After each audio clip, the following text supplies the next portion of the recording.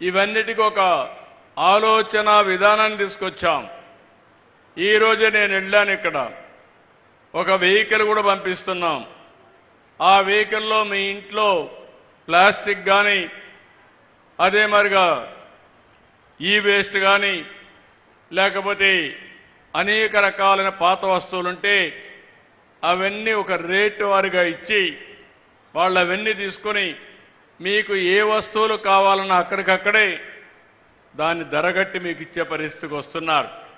అంటే మీరు ఒకప్పుడు మీ ఇంట్లో దోచుకునేవారు, ఈ ప్రభుత్వం మీ ఇంట్లో వేస్ట్ను కూడా 10 రూపాయలు ఇచ్చే మార్గం చూపిస్తుందని మీ అందరికీ విజ్ఞప్తి చేస్తున్నా. అది గడిచిన ప్రభుత్వానికి ఈ ప్రభుత్వానికి తేడా. ఈరోజు పెద్దాపురంలో తొందరలోనే మన మిత్రులు చెప్పారు, 15 మెగావాట్ల సామర్థ్యంతో 330 కోట్లతో వేస్ట్ ఎనర్జీ ఈ జిల్లాలో ఉండే అన్ని మున్సిపాలిటీలు వచ్చి చెత్తంతా తీసుకొచ్చి అందులో నుంచి కరెంటు ఉత్పత్తి చేయబోతున్నాం.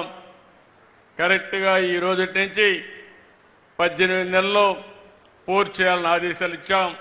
మన వాళ్ళు 2 ఏళ్ళు అంటున్నారు, కానీ నేను 18 నెలల్లోనే పూర్తి చేయాలని చాలా స్పష్టంగా ఆదేశాలు ఇచ్చామని చెప్పి కూడా నేను మీకు తెలియజేస్తున్నా. ఒక అంచెల వారీగా ఏది కూడా ఒక రోజు కాదు.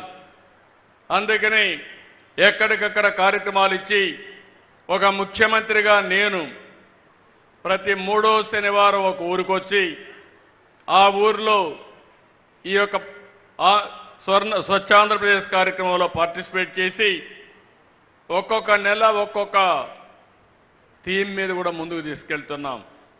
ఈ నెలలో మీరు చూస్తే వర్షాకాల సమయంలో అనేకమైనటువంటి రోగాలు వచ్చే అవకాశం ఉంటుంది. మనం తాగే నీళ్ల నుంచి కానీ మన పరిసరాల్లో మస్కిటోస్ వచ్చి మస్కిటోకి సంబంధించిన దోమలకు సంబంధించిన రోగాలు వచ్చే పరిస్థితి వస్తుంది.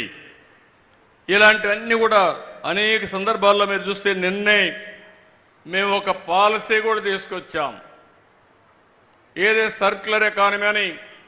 ఈ ప్రపంచంలో ఏది కూడా వేస్ట్ కాదు. చెత్త నుంచి సంపద సృష్టించవచ్చు. మన పొలంలో ఉండే వరి అంతా వాడిన తర్వాత గడ్డి ఉంటుంది.